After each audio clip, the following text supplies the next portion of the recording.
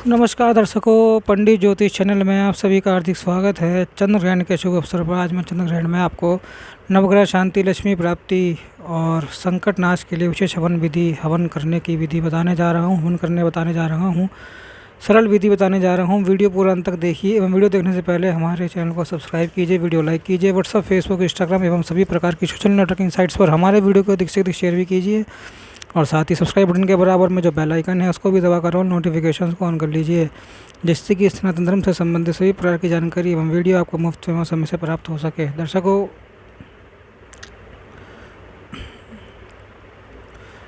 जैसा कि आप लोग जानते हैं, चंद्र ग्रहण शुरू हो चुका है, छूतक भी शुरू हो चुका है। कोई दिक्कत नहीं है, इसमें हवन कर सकते हैं, कोई दिक्कत वाली बात नहीं है। बताता हूँ कैसे। देखिए, चंद्र ग्रहण के अंदर हम लोग जितने भी मंत्र सिद्ध कर सकते हैं सिद्ध कर लेंगे, और वह मंत्र यदि हवन के साथ हो तो और भी जल्दी शीघ्र सिद्ध हो जाता है, सोने पे सुहागा हो जाता है। ठीक है, तो हम लोग इस हवन में गणेश जी के लिए आहुति देंगे, जो हमारे जीवन से संकटों को ख़त्म करेगी। फिर हम लोग आहुति देंगे नवग्रहों के लिए, जो लोग ग्रहों से पीड़ित हैं उनके लिए उनको शांति मिलेगी। और तीसरा हम लोग मुख्य हवन देंगे लक्ष्मी जी के लिए। तो जिनको लक्ष्मी जी की परेशानी है, जो वित्त की परेशानी है, धन की परेशानी है, हमारी कुछ हद तक सॉल्व हो जाएगी। और हवन ज़रूर करना चाहिए, मैं तो कहूँगा। बाकी आप अन्य दिनों में करें चाहे नहीं करें, लेकिन ग्रहण के अंदर हवन ज़रूर करना चाहिए। देखिए, ऐसे मतभेद आएगा कि ग्रहण में तो जोत नहीं जलाते, कुछ नहीं जलाते, चुपचाप बैठ जाते हैं, भगवान को पट लगा देते हैं। वो सब ठीक है, इसमें थोड़ा तंत्र विधि है। तंत्र विधि में आपको छोटे हवन कर सकते हैं, लेकिन ग्रहण में हवन ज़रूर करना चाहिए। देखिए, मैंने यहाँ पे सजा के तो नहीं रखा है, मार्केट से लेकर सामान आया हूँ, ऐसे ही रख दिया हूँ। हमारा मुख्य उद्देश्य है हमको करना क्या है, उसके ऊपर हम लोग फोकस करेंगे। यहाँ पर देखिए तिल है, काला तिल लेना है। फिर यहाँ पर देखिए अक्षत है, मतलब चावल टूटा हुआ ना हो, बासमती का पौना चावल हो, बढ़िया क्वालिटी का। फिर यहाँ पर मैंने सामग्री बना ली है, पहले हवन के लिए मैंने बना ली, लेकिन मैं बताऊंगा सामग्री कैसे बनानी है। इसके अंदर देखिए मैंने कमलकट्टे के दाने डाले हैं।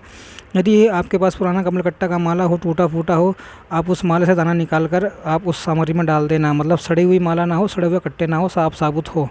यदि नहीं हो तो आप ऐसे अलग अलग दाने भी मार्केट से ला सकते हैं, वो भी आप लोग ला कर रख सकते हैं। यहाँ पर देखिए सुरवा है, ये इसे ना घी डाला जाता है, जो बड़ी चम्मच होती है हवन में जिससे घी डालते हैं उसको सुरवा कहते हैं हवन कुंड में। ये यदि आपको कहीं मार्केट में मिल जाए तो अच्छी बात है, नहीं मिले तो आप पीतल का चम्मच हो तो उससे भी आप लोग आहुति दे सकते हैं घी की। कॉपर का चम्मच हो, तांबे का हो, उससे भी आप लोग डाल सकते हैं, कोनो दिक्कत नहीं। ये सब आपको दुकान में मिल जाएगा। आप देखिए यहाँ पर मैंने ढेर सारा कपूर रखा हुआ है। कपूर इसलिए रखा हुआ है ढेर सारा, क्योंकि हर जगह बारिश का समय है, तो लकड़ियाँ यदि आप लेकर आएंगे तो कुछ भीगी हुई होंगी, सीलन भरी हुई होंगी।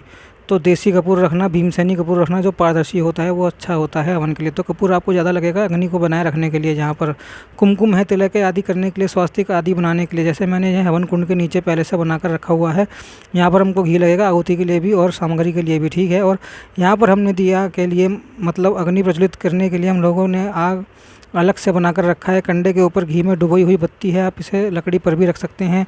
यहाँ पर हमारा हवन कुंड है। आप पत्रे का हवन कुंड मत उपयोग करना, टीन का मत करना, लोहे का मत करना। देखिए, तांबे का हवन कुंड होना चाहिए, पीतल का होना चाहिए, या सोने चांदी का जरूर होना चाहिए। इन चारों में से, या अष्ट धातु का, इन 5 धातुओं में से कोई एक हवन कुंड होना चाहिए। कोशिश करिए पीतल या तांबे का यूज कर लें। यदि आपके घर में टाइल्स लगा हो तो एक ईंटा रख लेना, ईंट के ऊपर स्वास्तिक बना लेना और उसके ऊपर ये हवन कुंड रखना, ताकि ये फर्श गर्म ना हो, ख़राब ना हो, चटके ना, टूटे ना। फिर देखिए लकड़ियाँ हैं, आप पीपल है, बड़ है, उसके बाद पाकड़ है, आम है और श्रीफल है, जिसको बेल फल भी कहते हैं, उसकी भी लकड़ियाँ उपयोग ला सकते हैं। तुलसी की लकड़ी उपयोग में नहीं लाएँ, क्योंकि गणेश जी की आहुति पड़ेगी।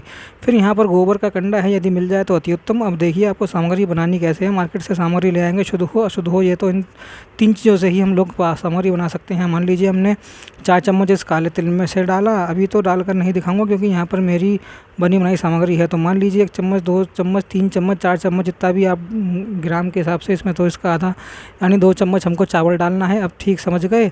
और 1 चम्मच हमको जौ डालना है। फिर थोड़ा सा घी डाल देना है, मिला देना है। ज़्यादा घी नहीं मिलाना ताकि चिपचिपा नहीं हो। फिर कमलकट्टे की माला के दाने उसके अंदर डालकर इसको अच्छी तरह से मिक्स कर लेना है। ये हो गई हमारी बिल्कुल शुद्ध सामग्री। ठीक है, इसी से हम लोग हवन भी कर लेंगे। आप लोग केवल ना इस वीडियो प्ले कर देना और साथ साथ में मेरे हवन करते जाना। ये हमारा फर्स्ट पार्ट हो गया, जिसके अंदर मैंने सामग्री बता दी। आपको दिया जलाने की आवश्यकता नहीं है, धूप जलाने की आवश्यकता नहीं है, ठीक है। अब सबसे प्रथम आपको करना क्या है कि आपको ना तिल बिखेर देना है ओम नमो नारायण कहते हुए। तिल क्या है, इसलिए बिखेरा जाता है क्योंकि तिल ना भगवान विष्णु के शरीर से ही प्रकट हुआ है, कुशा भी भगवान के शरीर से ही प्रकट हुआ है, यह रोमकूप है, यह मैल है। तो तिल बिखेरने से क्या होता है ना, बुरी शक्तियों का प्रभाव यहाँ पर नहीं पड़ता है, वे लोग यहाँ पर नहीं आ सकते हैं, इत्र योनि के जो नहीं आ सकते, इसका उल्लंघन करके, क्योंकि इसके अंदर बड़ा ही सत्व होता है, तेज होता है, ओज होता है। अब देखिए तिल कुछ अपने सर के ऊपर भी आप डाल देना, कुशा हो तो कुशा अपने कान पर अथवा तो बालों में खोस लेना, बस इतना ही है। अब हम लोग ना मेरे साथ आप लोग करते जाना, मैं जैसे जैसे मंत्र पढ़ूंगा तो आप लोग केवल स्वाहा बोलना है, आपको जहाँ जहाँ पर मैं बताऊंगा आप लोग जोर से स्वाहा बोलना। आहुति देते समय स्वाहा बोलना है। और आहुति कैसे देनी है आपको, इस प्रकार से आप लोग पकड़ना 3 उंगलियों से, ये ऐसे नहीं पकड़ा जाता है, ऐसे पकड़ा जाता है, ठीक है। कैसे डाला जाता है, जो आपकी रिंग फिंगर और मिडल फिंगर है उसके ऊपर सामग्री रखनी है और अंगूठे से दबानी है और उससे स्वाहा बोलना है। जो आपकी फर्स्ट फिंगर और पिंकी छोटी फिंगर है उसको टच नहीं करना है। 2 उंगलियां सूर्य की, चंद्र की और अंगूठा, इनसे उठा के सामग्री आपको हवन में डालनी है। कभी भी ऐसे डाला जाता है, बड़े प्रेम से ऐसे उठाया और ऐसे डाल दिए। क्या होता है ना कि जो हवन कुंड है ये शरीर है, देवताओं का जो अग्नि प्रकट होती है वह मुख है।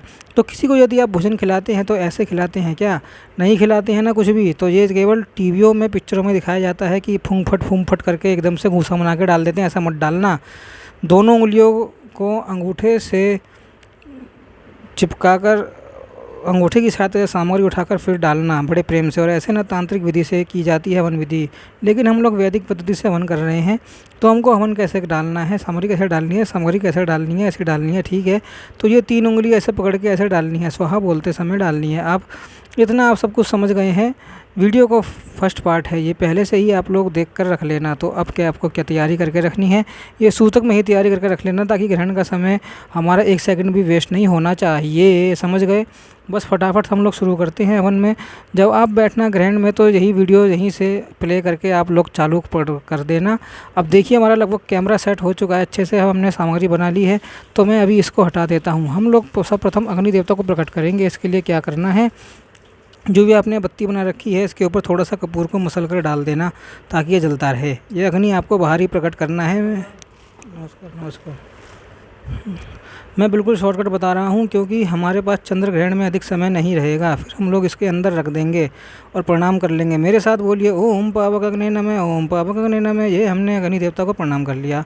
फटाफट आप लोग यहाँ पर अब लकड़ियाँ शुरू कर देना, सजाना। लकड़ियाँ पहले नहीं सजाई जाती है हवन कुंड में, क्योंकि हम घर में हवन कर रहे हैं, ये वैदिक विधि का हवन है। लकड़ियाँ किस में पर जाते हैं, क्या करते हैं, वो अलग टॉपिक है, बाद में बताऊंगा। यह भी आप लोग जान लेना। अब देखिए हमने अग्नि देवता को प्रकट कर लिया है। अब हम लोग हाथ जोड़कर गणेश जी का स्मरण करेंगे। ओम गजाननम भूतगणेश सेवितम कपित जम्बू फलचारूपक उमा सुतम शोक विनाशकारकम नमामि विघ्नेश ध्यान पंकजम नमामि विघ्नेश्वर पाद पंकजम। ओम श्री महागणपतये नमः। अब हम लोग सबसे पहले 7 आहुति घी की देंगे। यदि आप लोग 3-4 लोग बैठे हैं तो एक ही व्यक्ति एक घी की आहुति दे दे।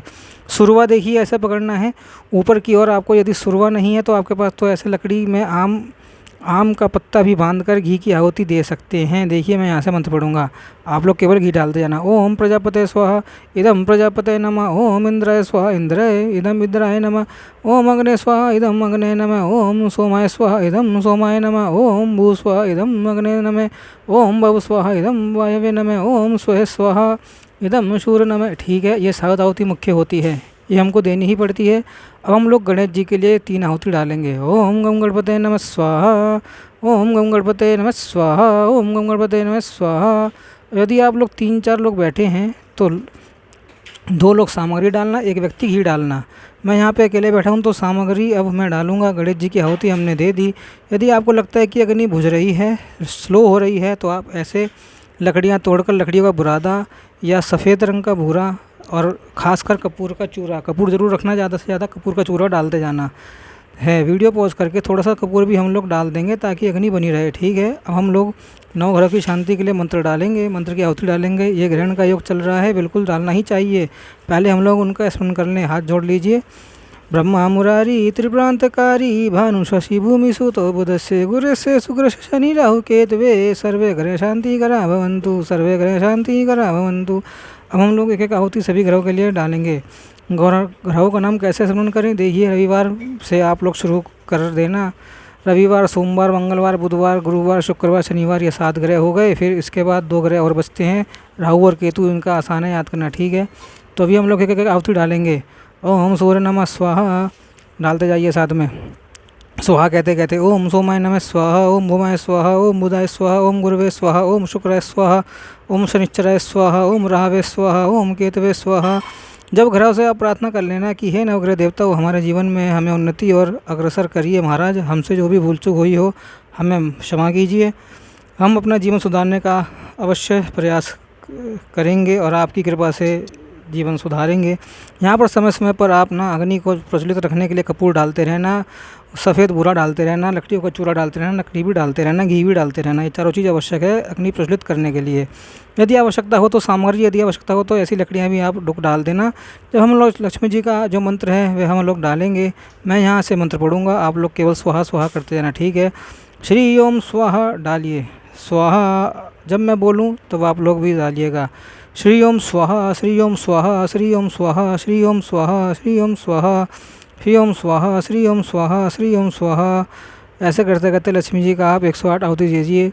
जब भी आपको लगे कि हवन कुंड थोड़ा मंद पड़ रहा है तो आप कपूर डाल देना, रोक कर वीडियो पॉज कर लेना। यह छूट है, हवन कुंड में और दाहिने हाथ से लकड़ियाँ डाली जाती हैं, जिसको समीदा कहते हैं।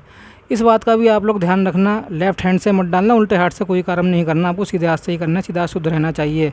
और अपने कोई भी हाथ आप नाक या खुजली में या मुंह में थूकने या खांसते समय मत लगाना, हाथ झूठा हो जाएगा। फिर से हम लोग अपना मंत्र कंटिन्यू करेंगे, श्री ओम स्वाहा, श्री ओम स्वाहा, श्री ओम स्वाहा। ऐसे करते करते आपको 108 बार लक्ष्मी जी का आहुति डालनी है। अब इस प्रकार से एक और लक्ष्मी जी का ही मंत्र है, वह भी हम लोग डालेंगे। ओम श्रीम ह्रीम क्लीम अम कमले वासिन्य स्वाहा, ओम श्रीम ह्रीम क्लीम अयम कमल वासिन्य स्वाहा, ओम श्रीम ह्रीम क्लीम कमल वासिन्य स्वाहा। ये 108 आहुति आपको ऐसे ही डालते जानी है। अब पूर्ण आहुति के लिए हम लोग करेंगे पूर्ण आहुति। पूर्ण आहुति के लिए अलग अलग विधियां हैं, लेकिन हम ज़्यादा विधि में नहीं जाएंगे। जो भी सामग्री हमारी कटोरी में बची हुई है वह सामग्री लेकर हम लोग केवल इसमें पूरे हवन कुंड में डाल देंगे, ठीक है। यदि 3 लोग बैठे हैं, किसी में भी कम सामग्री है, किसी में ज़्यादा सामग्री है, किसी में ख़त्म हो गई है, तो आप अपनी सामग्री तीनों में शेयर कर लेना, बराबर कर लेना और तीनों लोग एक साथ डालना। मैं यहाँ से मंत्र पढ़ता हूँ, ओम पूर्णमद पूर्णमच्छते पूर्णस्य पूर्णमादाय पूर्णमेवावशिष्यते, ओम शांति शांति शांति। ओम घी वाले लोग घी डाल देना, ठीक है। यहाँ पर पूर्ण आहुति हो गई। अलग अलग हवन में स्वीकृति आदि से पूर्ण आहुति की जाती है, सुपारी नारियल से पूर्ण आहुति की जाती है, लेकिन हम लोग यहाँ पे शॉर्टकट के हिसाब से दैनिक जो हवन किया जाता है घरेलू सामग्री से भी पूर्ण आहुति हो सकती है, यही मैंने यहाँ पर करवाया है। बाकी आप हाथ जोड़ लेना, हवन देवता से अपने कष्टों के बारे में कह देना, बता देना और उनके शमन के लिए भी प्रार्थना कर लेना, ठीक है। अब जब ये हवन जब ठंडा हो जाए फिर क्या करना, आप राख को रख लेना किसी पैकेट में भर के, ज़्यादा हो तो बाकी विसर्जन कर देना, थोड़ी राख रख लेना डिब्बी में। रोज़ उसका तिलक करना चाहिए, इससे बुरी आत्मा से हमारी रक्षा होती है, धन की वृद्धि होती है। जिस निमित्त हमने हवन किया है वह सफल होता है इसका तिलक करने से। अब आप कहेंगे कि ये तो बिखरा हुआ तिल है, इनका क्या करना है। ये आपको झाड़ू से साफ़ करके बाद में फेंक सकते हैं ग्रहण के बाद, ठीक है ना। अब देखिए, फेंकना नहीं है, हाथ से इसको तिल को जो हवन सामग्री जमीन पे गिर गई है उसको हाथ से इकट्ठा करके किसी गमले में, किसी पौधे में या जल प्रवाहित कर देना है। इसको हवन में वापस मत डालना, देवदोष ब्रह्म राक्षस का दोष लग जाएगा। अगला वीडियो जो आएगा ना वो तर्पण का आएगा। तर्पण आप लोग ज़रूर करिएगा, ज़रूर करिएगा, बहुत ही इंपॉर्टेंट है। ग्रहण कभी कभार आता है। तर्पण का मैंने पिछले वर्ष भी वीडियो बना रखा है, यदि आप वह देखना चाहते हैं तो मैं डिस्क्रिप्शन में लिंक दे दूँगा। अभी क्या है, मैं कई वीडियो बनाने पड़ रहे हैं तो इसलिए तर्पण का वीडियो मैंने सोचा कि आखिरी में बनाऊँगा। जो पितरों में क्या नाम है, तर्पण करते हैं पितरों को श्राद्धों के अंदर, ठीक है। पिछले वर्ष तो हमने बनाकर रखा ही है, अभी आप लोग देख सकते हैं। श्रीम ओम स्वाहा, श्रीम ओम स्वाहा ग्रहण में करते जाना, मंत्र पढ़ते जाना। अब आपको तर्पण करना है, उसके बाद में हवन करना है, समझ गए। पहले क्या करना है, तर्पण करना है, फिर उसके बाद हवन करना है, फिर उसके बाद जो समय बचा भगवान के नाम का जप करिएगा। मैं भी लाइव करूँगा, कुछ ना कुछ पूरे दिन भर चलेगा। जो मुख्य मंत्र है ओम नमो नारायण है, ये आपने दिन भर घर में चलते रहने दीजिएगा, ताकि चलते फिरते आपके कानों में भगवान का नाम पड़े।